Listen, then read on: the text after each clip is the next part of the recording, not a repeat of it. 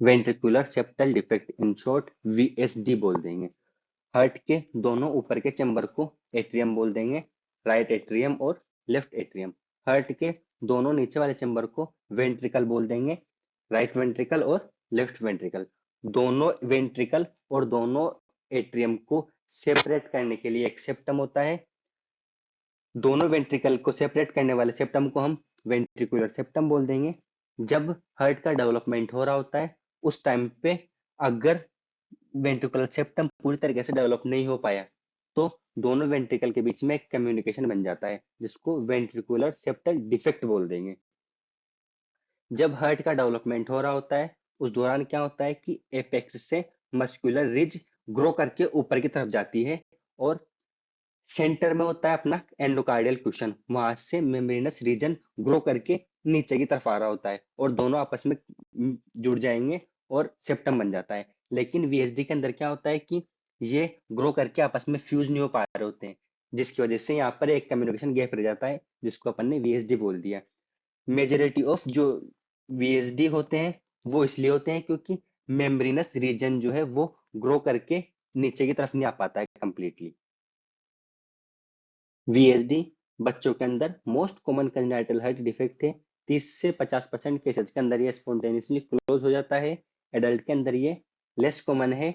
इसके साथ साथ वीएसडी जो है वो fetal alcohol syndrome, down syndrome और अदर कार्डियक डिफॉर्मिटी के साथ साथ एसोसिएटेड होता है। नॉर्मल स्कीमेटिक डायग्राम से अपन अगर वीएसडी को समझे तो नॉर्मली क्या होता है कि डीऑक्सीजनेटेड ब्लड जो है वो बॉडी से राइट एट्रियम में आता है, राइट एट्रियम से राइट वेंट्रिकल में जाता है और राइट वेंट्रिकल से लंग्स में जाके ऑक्सीजनेशन होएगा इसका। अब ये ऑक्सीजनेटेड ब्लड लंग्स से लेफ्ट एट्रियम में आएगा, लेफ्ट एट्रियम से लेफ्ट वेंट्रिकल में जाएगा और लेफ्ट वेंट्रिकल से बॉडी में चला जाता है। इसके साथ साथ एक और बात समझने की है यहाँ पर कि ब्लड फ्लो जो होता है वो हाई प्रेशर से लो प्रेशर की तरफ होता है। यहाँ पर क्या हो रखा है कि दोनों वेंट्रिकल के बीच में गैप है, जिसको वीएसडी बोल रहे हैं अपन।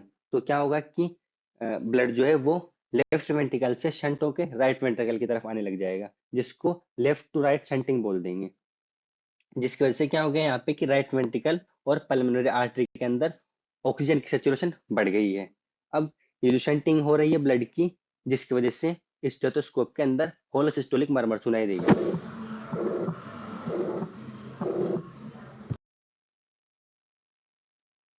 स्मॉल वीएसडी एसिम्टोमेटिक होता है, कोई खास सिम्टम आते नहीं है, जबकि लार्ज वीएसडी के अंदर मोर सीवियर सिम्टम देखने को मिलेंगे और ये जो सिम्टम रहेंगे ये अर्लियर लाइफ के अंदर देखने को मिल जाएंगे।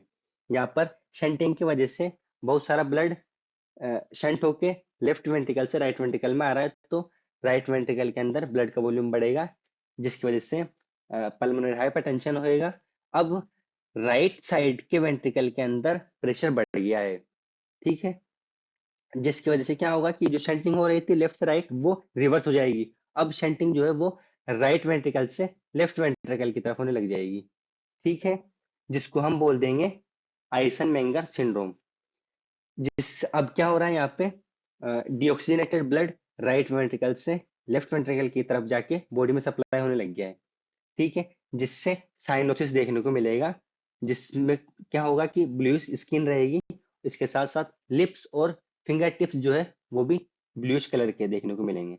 लार्ज वीएसडी को सर्जिकली अपने को क्लोज करना पड़ेगा।